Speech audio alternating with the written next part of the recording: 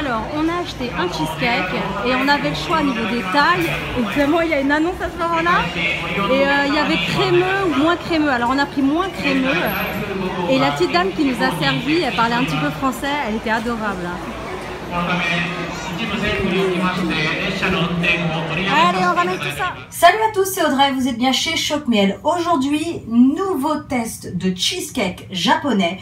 On est passé chez le concurrent de Rikuros, je sais pas trop comment on le dit.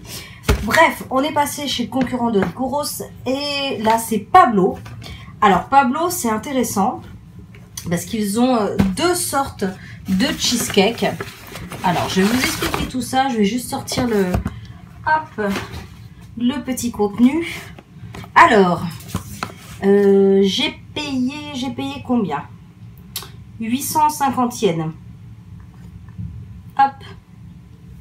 Je vous montre juste le 850 yens. Un petit peu plus cher que son concurrent parce que le concurrent c'est 685 si je me trompe pas. Mais ça reste quand même tout à fait raisonnable pour un super gâteau. Là, je viens de voir qu'il y avait une petite...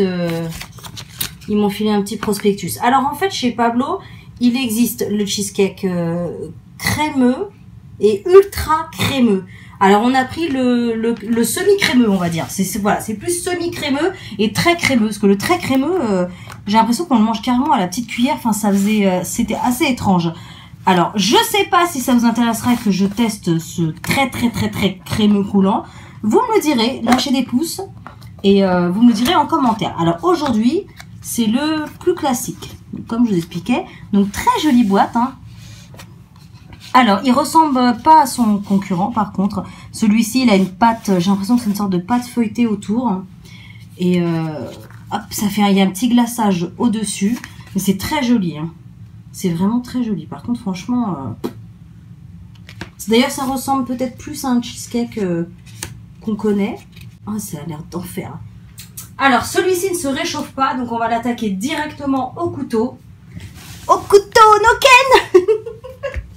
C'est nul, je sais. Alors, petite cuillère. Assiette. Couteau. Hop. Alors, on fait ça un peu à l'arrache. Oh, il est trop mignon. Trop mignon ce petit cheesecake. Hop. Alors, c'est parti pour la dégustation.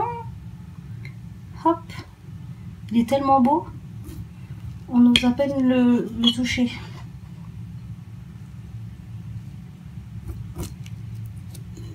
Ah, voilà, ça y est, c'est bon. Alors, donc comme je vous disais, c'est entre deux textures, entre crémeux et pas crémeux.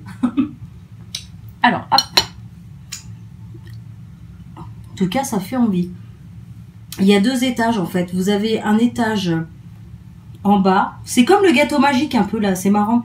Vous avez donc la pâte feuilletée. Vous avez une partie ici qui est ultra crémeuse.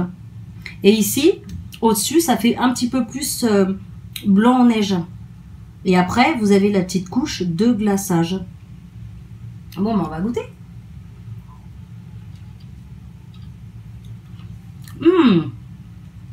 Le glaçage, il est citronné, légèrement citronné. Ouais, c'est bon, c'est très bon. Ça n'a rien à voir avec Rikuros. C'est des textures totalement différentes. C'est pas du tout le même gâteau, même si ça reste un cheesecake. Il y a la pâte feuilletée. Enfin, on dirait vraiment carrément autre chose, quoi.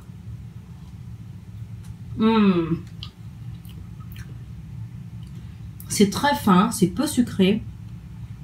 C'est ultra léger, mais moi j'ai préféré le cheesecake de chez Rikuros. J'ai préféré cette texture. Après, c'est vraiment une question de goût. C'est vraiment, faut essayer les deux pour se faire son propre avis. Mais ça reste un gâteau, mais succulent, quoi. Délicieux. Bon, je vais aller partager cette merveille avec les trois garçons. Je vous laisse.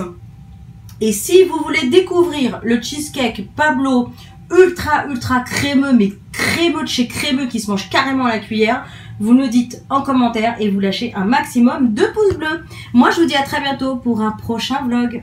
Salut tout le monde!